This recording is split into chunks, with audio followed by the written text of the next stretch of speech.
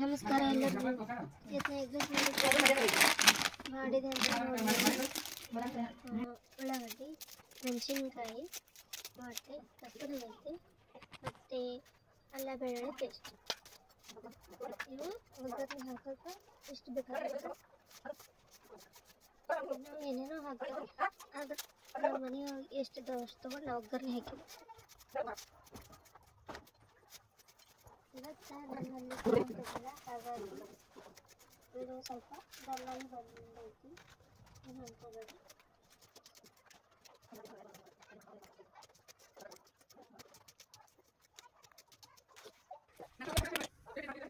ಒಂದು ಪಾತ್ರೆ ತಗೊಳ್ಳಿ.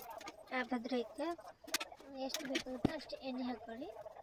ನಂತರ ಈಗ ನಾವು ಕಟ್ ಮಾಡ್ಕೊಂಡಂಥ ಉಳ್ಳಾಗಡ್ಡಿ, ಮೆಣಸಿನ್ಕಾಯಿ ಹಾಕಿ ಫ್ರೈ ಮಾಡಬೇಕು. ಫ್ರೈ ಮಾಡಿದಂಥ ಅದಕ್ಕೆ ಹೆಚ್ಚಾದ ಟೊಮೆಟೊ, ಸೋಯಾ ಸಾಸು, ಅಲ್ಲ ಬೆಳ್ಳುಳ್ಳಿ ಪೇಸ್ಟು, ಉಪ್ಪು, ಖಾರ, ಕಸ್ತೂರಿ ಮೆಂತೆ, ಮೊಟ್ಟೆ ಎಲ್ಲ ಹಾಕಿ ಚೆನ್ನಾಗಿ ಮಿಕ್ಸ್ ಮಾಡಿ.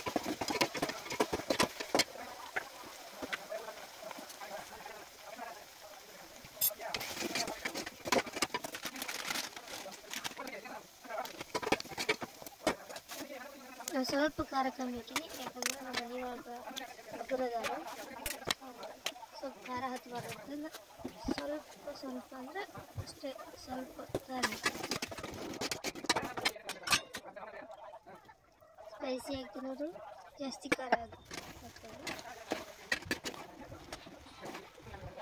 ನಂತರ ರೈಸ್ ಹಾಕಿ ಮಿಕ್ಸ್ ಮಾಡಿ, ಚೆನ್ನಾಗಿ ಮಿಕ್ಸ್ ಮಾಡಿ ತಿನ್ನಲು ರೆಡಿ. ಈ ಮೇಲೆ ಕಸ್ತೂರಿ ಮೆಂತೆ ಇಲ್ಲ ಕೊತ್ತಂಬರಿ ಹಾಕ್ಕೊಂಡು